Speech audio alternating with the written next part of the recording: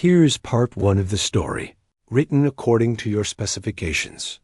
The private jet was a cocoon of silent luxury, but tonight it felt like a cage. He stared out the window at the inky blackness, the occasional cluster of distant city lights like scattered diamonds on velvet. The deal was done, signed, and sealed a full day ahead of schedule. A major win. His advisors in Singapore had urged him to celebrate, to stay an extra night at the Marina Front Hotel. But a deep, unshakable weariness had settled into his bones. Not the fatigue from work he thrived on, that but a hollow kind of tiredness that no five-star hotel suite could fix. He wanted his own share, his own silence, the specific, familiar weight of his own front door key in his hand. His phone buzzed on the polished teak table. A message from his wife flashed on the screen. "Hope your last day of meetings goes well. Can't wait for you to be home tomorrow night. XO." He felt a small, guilty twinge. He hadn't told her he was coming home early. The idea of a surprise, a genuine spontaneous moment, felt like a rare commodity. Their life was a masterpiece of planning, a calendar filled with color-coded blocks for meetings, charity galas, and social obligations. Tonight, he would just be a man coming home to his wife. He typed a vague reply, his thumb hovering over the send button. "Wrapping up soon. Miss you." Not a lie, but not the whole truth either. The sleek black car glided from the private airport, leaving the roar of engines behind for the hum of the highway. He watched the familiar exit signs pass, the landscape shifting from industrial outskirts to the manicured, tree-lined avenues of his neighborhood. Each mansion was set back from the road, hidden behind gates and hedges, islands of immense wealth in a sea of quiet darkness. His own house was no different, a stunning, modern structure of glass and pale stone designed by a famous architect. It was beautiful. It was perfect. And sometimes, especially returning from a trip, it felt a bit like a museum after closing hours. The car pulled up to the iron gates. He keyed in the code himself, dismissing the driver with a thanks and a generous tip. He wanted no fanfare. The gates swung open silently, and he walked up the long, illuminated driveway, his single suitcase rolling behind him. The house was dark, except for the soft, permanent glow of pathway lights. His wife's car was gone, which he expected. She had mentioned a donor dinner for the symphony. She'd probably be back by 11. Perfect. He could unpack, pour a drink, and be waiting for her. He slid the key into the lock, the heavy mechanism turning with a satisfying, solid thunk. He pushed the door open and stepped into the vast, two-story foyer. The chill of the air conditioning greeted him first, along with the faint, clean scent of lemon and beeswax, the signature smell of a house kept impeccably clean. He dropped his suitcase by the console table, the sound echoing in the cavernous space. He was about to call out a hello, just in case. When he stopped, it wasn't silence that filled the house, it was music. Distant, muted, but unmistakable.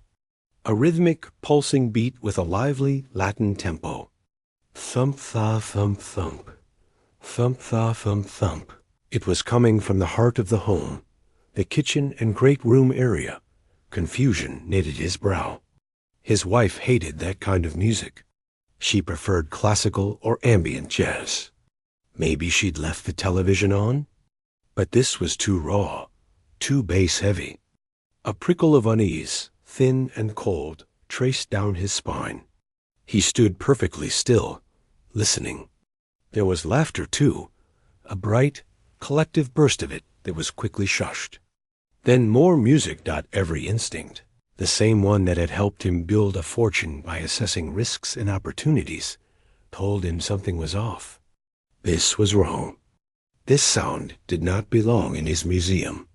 He thought of the housekeeper. She was a quiet woman, efficient and nearly invisible in her movements. She came on Tuesdays and Fridays. Today was Thursday. Was she here? Had she let someone in? His mind, trained to jump to the worst-case scenario, conjured images of a careless worker throwing a party, of strangers touching his things, a violation. He slipped off his leather shoes, moving on the cool marble floor in his socks, making no sound.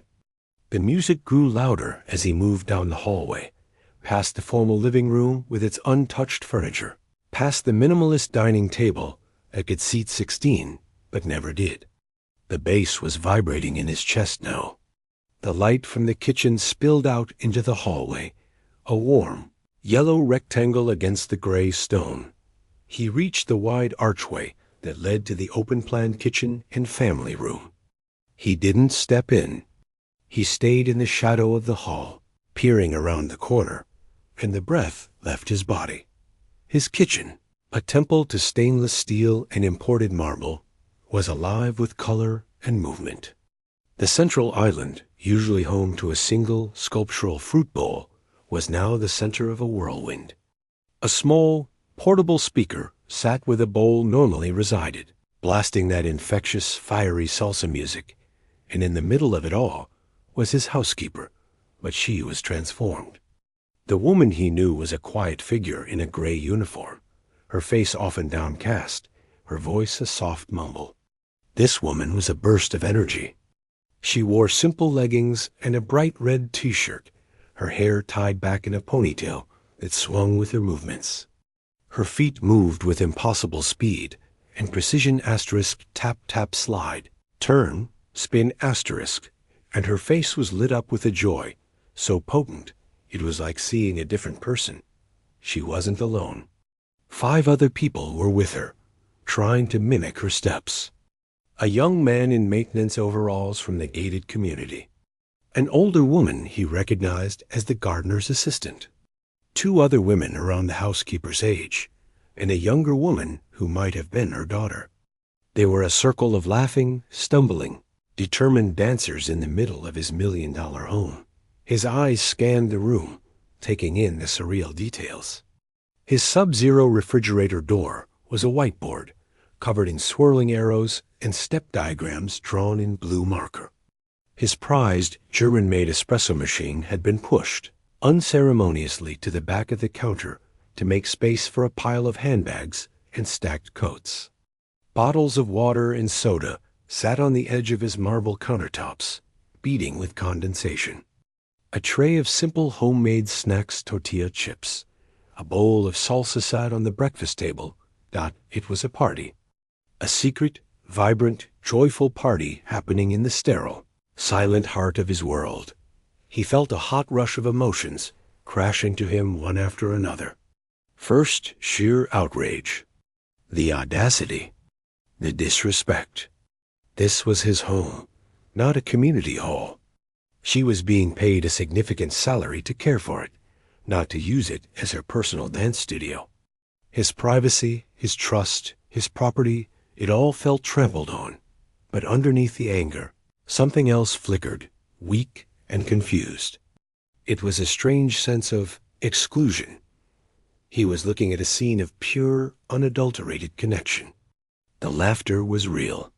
The focus in their eyes, as they tried to get the steps right, was real.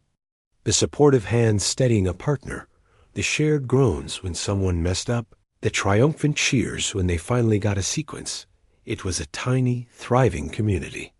It was a life he paid for in so many ways, but never actually seemed to have in his own home. He watched, hidden, for what felt like both an instant and an hour. He saw the housekeeper, his employee, take the young maintenance man's hands, patiently guiding him through a turn. No, like this. Feel the music, Mio. It's in the hips, she instructed, her voice warm and full of an authority he'd never heard. She was in her element. She was radiant, and then, as she spun out of the turn, her laughing eyes landed directly on him, a shadowy figure in the archway. The music played for one more horrible, eternal beat. Her smile died. The color drained from her face. Her hands froze in mid-air. Mr. Chun? The word was a whisper, but it cut through the music like a knife. Everyone stopped. All heads turned. The young man fumbled with the speaker, and a sudden, deafening silence crashed down upon the room, so heavy it felt like a physical weight. 6 faces stared at him, wide-eyed with a mixture of shock, fear, and utter dread. He stepped fully into the light of his kitchen. The owner returned, the master of the house. He said nothing. He just looked at the scene, at the markings on his fridge, at the displaced espresso machine, at the guilty, frozen faces of the intruders in his perfect silent world. The silence that followed was the loudest sound he had ever heard. It was a thick, heavy thing, pressing in from the walls, broken only by the soft hum of the refrigerator and the ragged, nervous breath of the woman standing in the center of his kitchen. For a long moment, nobody moved. The scene was frozen, a painting of pure, undisguised shock. The housekeeper's hands were still raised, caught in the ghost of a dance step. The young man by the speaker looked as if he wanted to melt into the marble floor. The others simply stared, their earlier joy replaced by a cold, sinking fear. They were not looking at a man. They were looking at a consequence. He finally broke the stillness, taking one slow, deliberate step further into the room. The click of his sock on the floor was absurdly loud. His eyes swept over the space, taking in every detail he had missed in his first wave of shock. A small, warm notebook open on the counter next to the snack tray, filled with handwritten dance diagrams. A few crumpled dollar bills and some coins tucked under the edge of the fruit bowl that had been moved to the table. A pair of comfortable shoes tucked neatly by the patio door. This wasn't a reckless party. It had the feeling of a regular, organized event. His gaze finally settled on the housekeeper. Her eyes were wide, glistening with a film of tears. She was desperately fighting back. Her mouth opened and closed, but no sound came out. The vibrant, confident dance instructor was gone, completely erased. In her place was the woman he thought he knew, humble, quiet, and terrified of losing her job, Mr. Chun. She managed again, her voice a dry croak. "Sir, we can explain, please." He didn't speak. He walked slowly to the kitchen island, his fingers brushing the cold marble where the speaker sat. He looked at the blue marker drawings on his stainless steel refrigerator door. They were careful, deliberate lines. Step 1, rock forward. Step 2, side together. Step 3, back. It was a language he didn't understand. "It's my fault," she blurted out, the words tumbling over each other. "All mine. These are my friends. They didn't want to. I asked them. I told them it was okay. Please, they have nothing to do with this." Her friends, her students, flinched. The older woman, the gardener's assistant, shook her head. No, we came," she whispered, her accent thick. "We all came." He turned from the fridge and looked at the housekeeper. "Explain." The single word came out flat, devoid of the anger he felt boiling underneath. He wanted the facts first.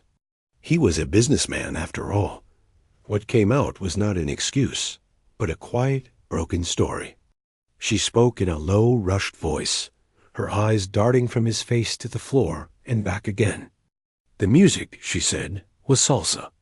The dance was from her home, a place she hadn't seen in over 12 years. Back there, a lifetime ago, she hadn't been a cleaner. She had been a teacher, a dance teacher.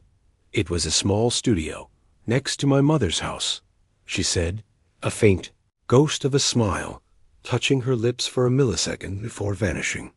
"We taught the children after school. We had parties for the community on Saturday nights. Life had brought her here, for her daughter's future.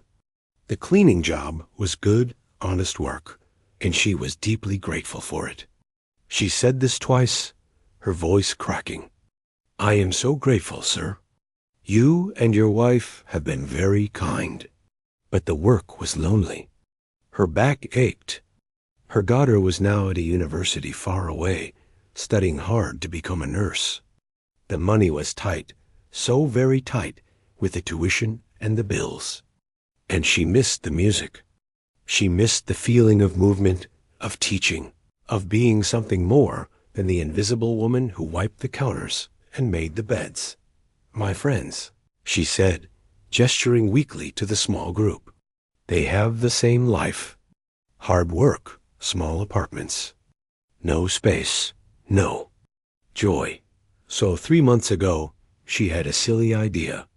She asked a few people she trusted, other workers from the neighborhood, if they wanted to learn.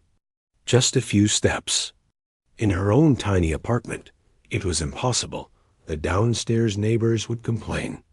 One day, after cleaning his house on a Tuesday, the empty, sunlit space of the great room had seemed so vast, so quiet. A thought, terrifying and tempting, had entered her mind. "We only do it when no one is home," she whispered. "Never when you or your wife are here. Never. We are so careful." Her eyes darted to the counter. "We bring our own drinks, our own food. We cover the floor with sheets so our shoes don't scratch. We clean everything after. Every spot. We move everything back exactly. We check twice, 3 times." She pointed a trembling finger at the few dollars under the fruit bowl. "They pay a little.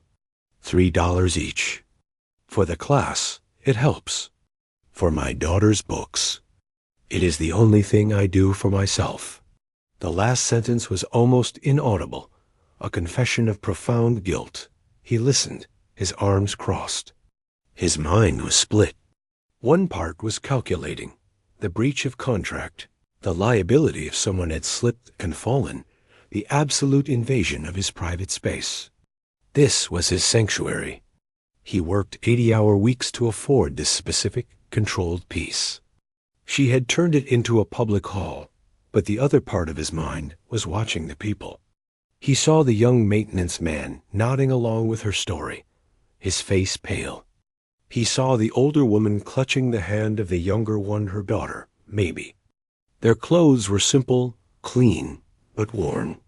Their faces were lined with a kind of tiredness that sleep didn't fix. They weren't reckless partiers. They looked like people clinging to a tiny, floating piece of happiness in a deep ocean of work and worry. He thought of his own parties in this very room. Catered canapes, expensive wine, the low murmur of networking conversations about markets and portfolios. The laughter was polite, never bursting like the one he'd heard from the hallway. People admired the view, the art, the espresso machine. No one ever drew on the refrigerator. "You use my home," he said slowly, "for a business." She flinched as if struck. "It is not a business, sir. It is just a little help and fun. I am so sorry. It was a mistake. A terrible mistake." A tear finally escaped, tracing a path down her cheek. She wiped it away furiously, as if angry at herself for showing weakness. He looked at the marked fridge again. "Clean it," he said, his voice still dangerously calm. "Now, all of it. Then all of you leave." There was a frantic scramble of relief and continued fear. They moved like startled birds. The young man grabbed a cloth from under the sink she clearly knew, where everything was, and began scrubbing at the blue marker.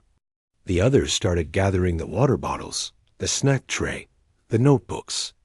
They moved efficiently, quietly, a well-practiced routine of erasing evidence. He didn't help. He stood and watched, a statue in his own kitchen. He watched the housekeeper, her head bowed, meticulously checking the floor for scuffs, running her hand over the countertops. She folded the sheets they had put down, revealing the flawless, polished concrete floor beneath. In less than 10 minutes, the kitchen was restored. It was perfect again, cold, sterile, silent. The group stood by the back door, a sad little cluster, holding their belongings. They didn't look at him. The housekeeper was last. She turned to him, her eyes red. Sir, she said, her voice hollow, I will understand if you do not need me to come back. He said nothing. He just looked at her dot. She gave a small, defeated nod and followed her friends out into the night. He heard the soft click of the patio gate closing. He was alone. The house was itself again. He walked to the fridge. In the bright overhead light, he could see faint, ghostly traces of the blue ink in the grain of the stainless steel. A smudge of a circle where the arrow had been. A faint line from the word together. He opened the refrigerator. It was fully stocked, as always. His wife must have gone shopping. Everything was in its place. He closed the door and looked at the ghostly marks. He had won. He had reclaimed his territory. He had asserted the rules. So why did he feel like he had just kicked a small, bright, fragile bird out into the cold? And why did the perfect silence of his multi-million-dollar home now feel so much like loneliness? He didn't pour the scotch. He just stood there in the middle of the clean, quiet, empty kitchen, listening to the hum of the appliances, and felt like the stranger. He didn't move for a long time. The silence was different now. Before, it had been a comfort, a blank space for his thoughts. Now it felt like a judgment. It seemed to press in from the polished concrete floors and the high ceilings, asking him a question he didn't want to answer. Asterisk, what have you actually built here? Asterisk, the ghostly blue marks on the refrigerator door held his gaze. They were a smudged secret, a residue of a world that existed in the cracks of his own. He finally turned away, walking not to the living room, but down the hall to his private study. This was his true sanctuary, a room of dark wood and soft leather, lined with books he'd mostly read on screens.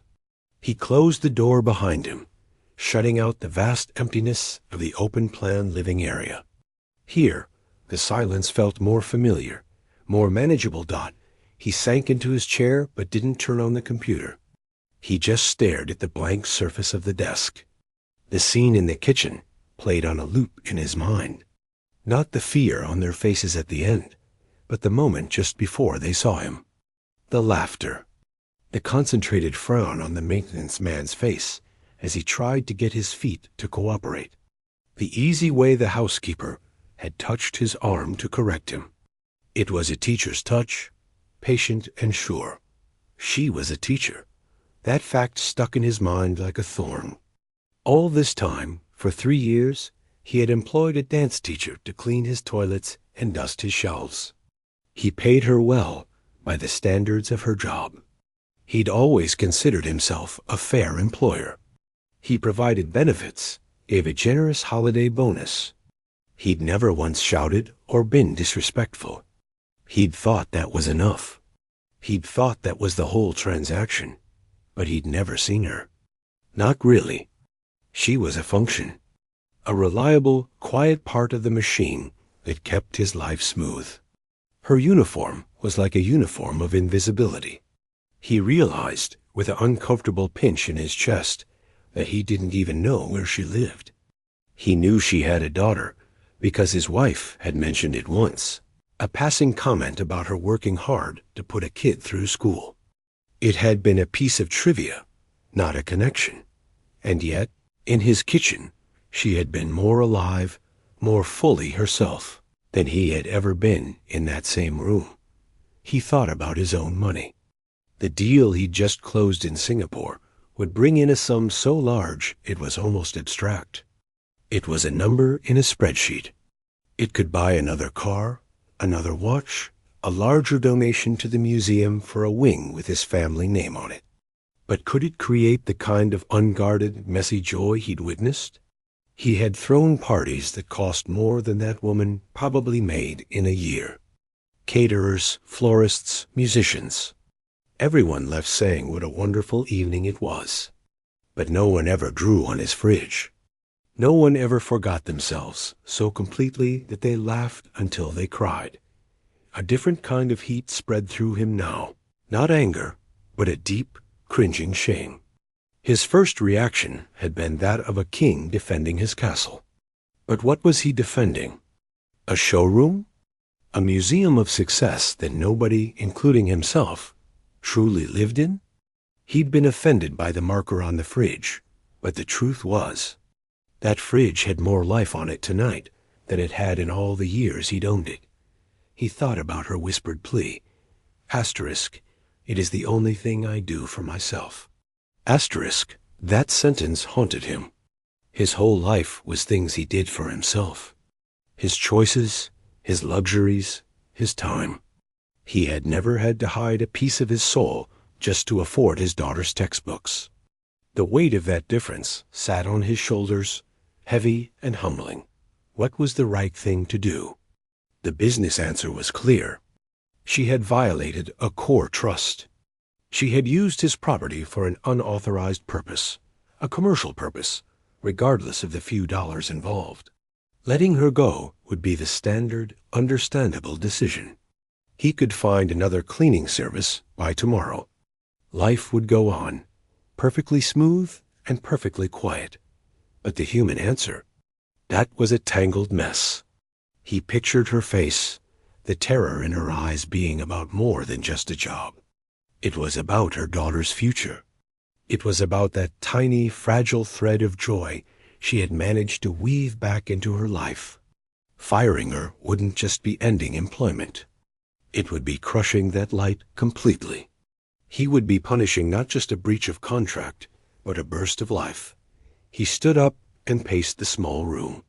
He felt trapped, not by the walls, but by his own position. He was the boss, the owner, the man with all the power. For the first time, that power felt awkward and clumsy in his hands, like a tool he didn't know how to use properly. He needed to talk to his wife. She was better at people things. She had a kindness that was more natural, less calculated than his. He checked his watch. She would be at the symphony dinner for another hour at least. He couldn't call her with this. This wasn't a phone conversation. This was a thing that needed to be sat with, in person. He left the study and wandered back into the great room.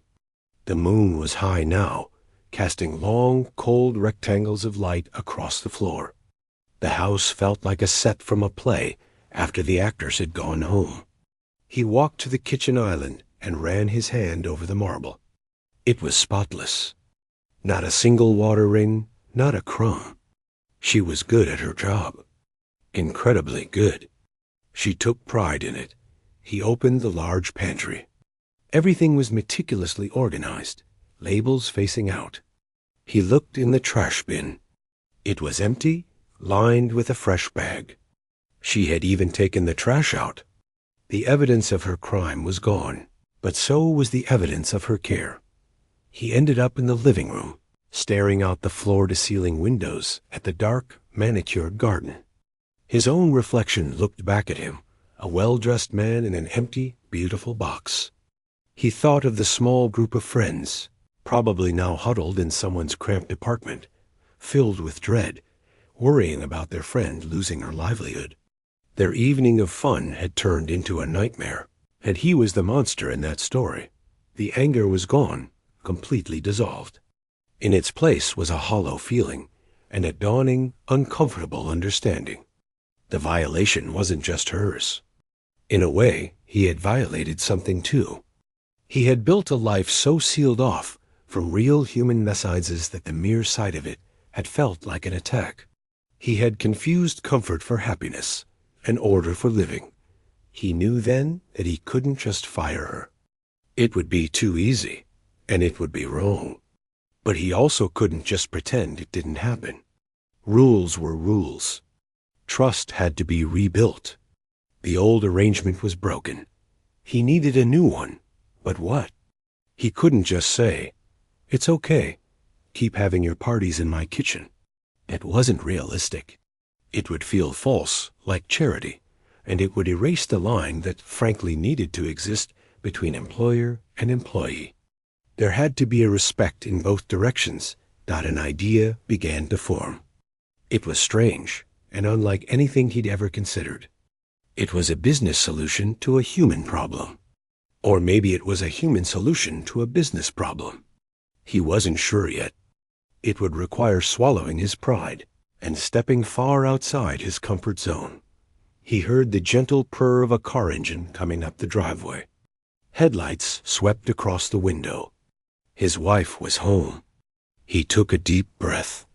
The decision wasn't fully made, but the direction was clear. He wouldn't come at this as a landlord who had found a squatter. He would try to come at it as a man who had accidentally seen a piece of the truth, and now had to decide what to do with it. He turned from the window as the front door opened, the sound of her heels clicking in the foyer. "Honey?" Her voice called out, surprised and happy. "You're home. Why didn't you tell me?" He walked to meet her, forcing a small smile onto his face. The real conversation, the hard one, could wait for the morning light. For now, he just said, "The meeting ended early. I wanted to surprise you." And as he kissed her cheek, he realized his surprise had turned out to be for him most of all. The night was long and restless.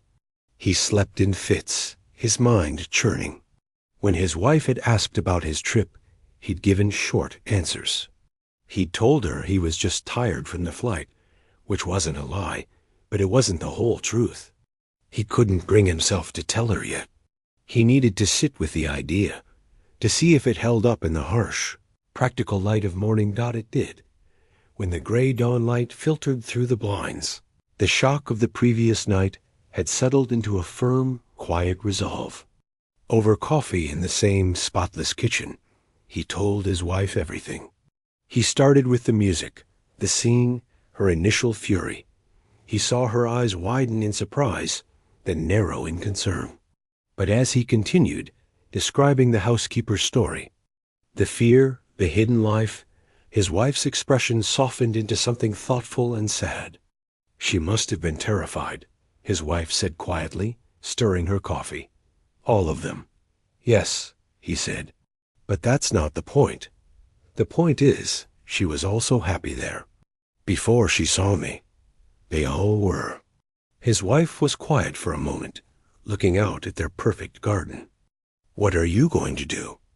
"I have an idea," he said. "It might be stupid." He laid it out for her, not as a polished plan, but as a series of thoughts. He couldn't ignore what happened. Trust was broken, but firing her felt cruel and in a strange way unfair. She had done wrong, but her reasons weren't evil. They were human. So, a new contract, his wife said, understanding. "A different kind of agreement," he nodded. "One that has room for all of it." At 9 o'clock sharp, he called the housekeeper. He used the home phone, sitting at his desk. She answered on the second ring, her voice a tight, frightened whisper. "Hello?" "It's me," he said, then immediately felt foolish. Of course she knew his voice. "I need you to come to the house. Not to clean, just to talk. Can you be here in an hour?" There was a long pause. He could hear her breathing, shallow and quick. "Yes, sir," she finally said, the words barely there. "I will come." He spent the hour in the basement. He almost never went down there. It was a finished space, meant to be a home theater or a gym, but they'd never gotten around to it. It was just a large, empty room with neutral carpet, a sink and counter along one wall, and a door to a storage room. It was clean but lifeless, echoing with emptiness. He walked around it, imagining the sound of music filling the space. It was private. It was separate from their living area. It had a hard floor in the main area that would be better for dancing than slippery marble. The idea, which had felt so uncertain in the night, began to seem not just possible, but right. The doorbell rang at 10 on the dot. He answered it himself. She stood on the step, looking smaller than he remembered. She wasn't in her uniform. She wore simple, dark pants and a plain shirt. Her face was pale, her eyes red-rimmed. She held her hands clasped tightly in front of her, like a prisoner awaiting a sentence. "Come in," he said, stepping back. His tone was neutral, not warm, but not cold. He led her not to the living room or the kitchen, but to the study. He gestured for her to sit in one of the leather chairs across from the desk. He didn't sit behind the desk.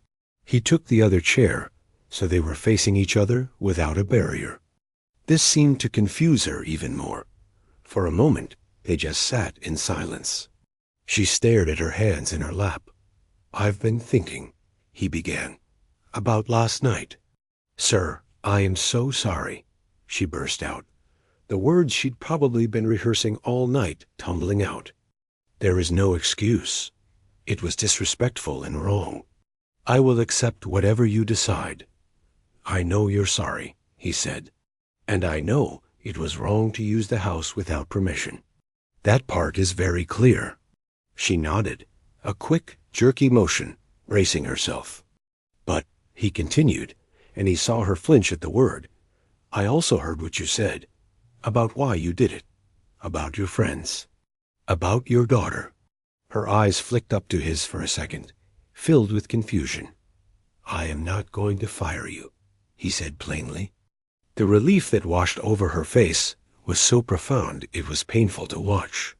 Her shoulders slumped, and she covered her mouth with a trembling hand. "Thank you, sir. Thank you. I promise nothing like that will ever—" He held up a hand, gently. "I'm not finished. I am not firing you, because you are excellent at your job. This house has never been better cared for. But we cannot go back to how things were. What happened, happened. So, I am proposing a new arrangement." Now she looked utterly lost. The script she had prepared in her head, apology, termination, pleading, was gone. She had no lines for this. "The classes," he said, "the dancing, they cannot happen in the main house. That is my family's private space." "Of course, sir." "Never again. I understand." "But," he said again, and this time he leaned forward a little, "I have a space that isn't private in the same way. The basement. It is empty. It is separate. It has a floor better suited for dancing." He watched as the meaning of his words slowly dawned on her. Her eyes, which had been downcast, slowly widened. Her breath caught. "You are offering the basement?" She whispered, as if saying it too loud would break the spell. "I am offering to let you use it," he said, his business mind clicking into gear. "For your classes, on 2 conditions." She nodded rapidly, ready to agree to anything. "First," he said, holding up a finger, "this is a proper agreement. You are using my property for a small business. So, we have a simple written understanding. You can use this space, say, 2 evenings a week and Sunday afternoon. You are responsible for keeping it clean. You will have your own key. In return, you will pay a small fee. Not for me to profit," he added quickly, seeing the fear return to her eyes. "To cover the extra electricity, the water if you use the sink, the wear and tear. A fair, small amount. We can decide what that is." She was staring at him as if he were speaking a foreign language she was just beginning to understand. A fee," she repeated. "Yes, a business arrangement. Clean and clear, no secrets. And the second condition?" she asked. Her voice still hushed. He took a breath. This was the part that felt strangest to him. "The second condition is for me. And my wife." He paused, gathering the words. "You said you were a teacher, a real teacher. My wife and I, we don't know how to dance. Not like that. Not for fun. We would like to learn. So, the second part of our agreement is that you give us lessons. Private ones, once a week. We will pay you for those lessons, separately, at your teaching rate." For a full 10 seconds, she was completely still. Then, to his shock, her face crumpled. She didn't cry out, but silent tears began to stream down her cheeks. This wasn't the terrified crying from last night. This was something else, a release of a lifetime of pressure, a confusion of shame and a dawning, impossible hope. You want me to teach you? She finally managed. Yes, he said, and for the first time, he offered a small, tentative smile. If you're willing to have such clumsy students. We know nothing. A sound escaped her, halfway between a sob and a laugh. She wiped her cheeks with the backs of her hands. I do not understand, she said honestly. Why are you doing this? He sat back, considering the question. Because last night I saw two things, he said slowly. I saw that you broke a rule, and I also saw that you have a gift. The first thing cannot be ignored, but the second thing, it shouldn't be destroyed. This way, we respect the rule, and we make some space for the gift. He stood up. Come on, let me show you the space. He led the stunned woman down the stairs to the basement. He turned on the lights. She walked into the middle of the empty room and turned in a slow circle, seeing it not as an unfinished project, but as a possibility. He watched her professional eye assess the space, the light from the high windows, the firmness of the floor under her feet. It is perfect, she breathed, almost to herself. Then she turned to him, her expression serious.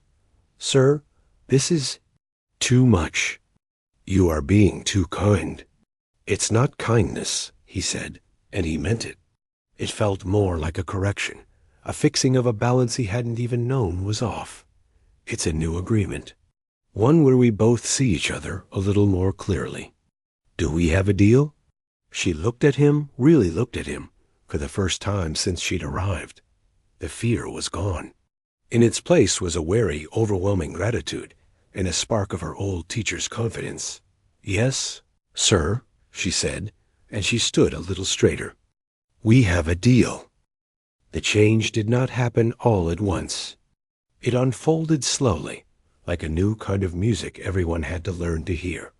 The written agreement was simple, just a single page. It listed the basement room, the time she could use it, and the small monthly fee for utilities. She signed it with a hand that only shook a little. He signed it too, feeling the odd formality of it all. But it was important. It made things clear, respectful. It was a business deal, not a handout. That he could understand. The first change was the key. He gave her 2 keys on a plain ring, one for the side gate, one for the basement's separate entrance. Holding them seemed to make it real for her. They were keys to a possibility, not to a secret. Next came the transformation of the basement. She did not ask for anything fancy. One weekend, she arrived with her daughter and a few of the friends from that fateful night. He saw them from an upstairs window, carrying in rolls of discounted vinyl flooring, the kind you snap together. They moved with a quiet, determined energy. He almost went down to help, but stopped himself. This was their project, their space to build. He heard the sound of them working, the snap of the tiles, the murmur of Spanish, the occasional laugh that was no longer fearful but focused. By Sunday evening, they had laid down a smooth, dark dance floor in the center of the room. Someone had hung a long, inexpensive mirror on one wall. Another had strung up a string of simple, warm white LED lights. It was no professional studio, but it was theirs. It had heart. The following Tuesday, her regular cleaning day, felt different. She was still quiet, efficient, and professional. But the invisible wall that had always been there, the one between the person who owns the house and the person who cleans it, felt thinner. It wasn't gone, but it had a door in it now. Once, when he passed her in the hallway, she looked up from polishing a table and gave him a small, quick nod. Not a servant's bow of the head, but a person's acknowledgement. The floor is down, she said softly. It is good for dancing. That's great, he replied, and found he meant it. The first dance class for her group was on a Thursday evening. From his study, he could hear the faint, muffled thump of the bass through the floor. It was not an intrusion. It was a sound with a schedule, with permission. It was a heartbeat in a part of the house that had been silent for years. He found he didn't mind it at all. Sometimes he would pause his work and just listen to the distant, rhythmic pulse, imagining the movement happening below. It made the big house feel less empty. Then came their turn. His wife was excited, a little nervous. He was purely nervous. It felt more intimidating than any boardroom dot they went down on a Wednesday evening. The basement was warm from the earlier movement. The LED lights were on, casting a soft glow. The housekeeper was waiting for them. She was not in her cleaning clothes. She wore a simple black skirt that moved when she did, and comfortable shoes. She stood in the center of the dark floor, not as an employee, but as a woman in her domain. "Good evening," she said. Her voice was clearer here, stronger. They began. And they were terrible. Truly, hopelessly terrible. He was stiff, his brain trying to break the steps into a financial report. His wife kept laughing at herself, forgetting the count. They stepped on each other's feet. They moved in the wrong direction. It was a mess, but she was a teacher. A real one. She didn't laugh at them. She didn't get frustrated. She showed them again. "It is not in the head, sir," she said to him gently. "It is in the hips. You must feel the music, not think it." She would demonstrate a step, her body flowing with a natural grace that made the movement seem like the easiest thing in the world. Then she would break it down, piece by piece, until they could stumble through it. "Listen," she said, stopping the music. They were all a little out of breath. "This dance, where I am from, it is not about being perfect. It is about connection. It is about talking without words. Look at each other, not at your feet." It was the strangest advice he had ever received. He looked at his wife. She was smiling, her face flushed, a strand of hair stuck to her forehead. He hadn't seen her look so beautifully disheveled in years. He tentatively put a hand on her back, trying to forget the steps, and just led. They shuffled into a turn. It was clumsy, but they did it together. After that first awkward hour, something loosened. The lessons became the highlight of their week. It was hard, humbling work. They were literally stepping on each other's toes. But in that humility, there was a strange kind of freedom. He wasn't a millionaire in that room. He was just a man who couldn't tell his left foot from his right. And she wasn't the housekeeper. She was the expert, the one with the knowledge they needed. One Sunday afternoon, a few months in, he was in the garden reading. The side gate clicked open, and her students began to arrive for their group class. He saw the maintenance man, now dressed in neat trousers instead of overalls. The older gardener's assistant gave him a shy wave, which he returned. They filed into the basement. The music started, louder now that the weather was warm and the windows were open. He tried to read, but the music was too alive. He put his book down and listened. He could hear her voice, clear and strong over the beat, calling out instructions. Then he heard the unified stomp of feet, a collective shuffle, and then a wave of laughter, the kind that comes not from a joke, but from a shared triumph. He found himself smiling. He looked at his large, beautiful, quiet house, and then at the modest basement door from which all this life was spilling out.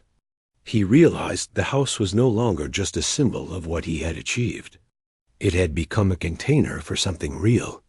The money had built the structure, but the life inside it, the messy, joyful, human life, was coming from a different place entirely.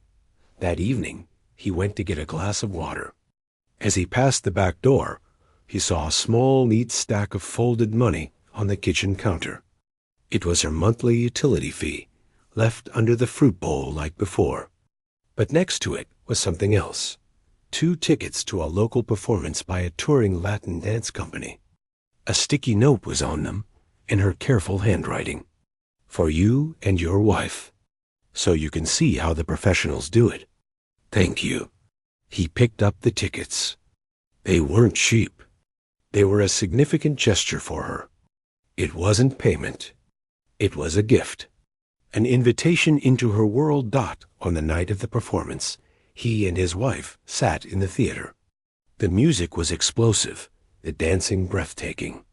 He watched the intricate, fiery movements on stage, and for the first time, he understood a fraction of the skill involved. He could now see the basic steps they were struggling to learn, woven into a dazzling, impossible tapestry. He leaned over to his wife. "She could do that," he whispered. His wife squeezed his hand. "In a different life, maybe." He thought about that. Maybe not such a different life. Not anymore. When they got home, the house was dark and quiet.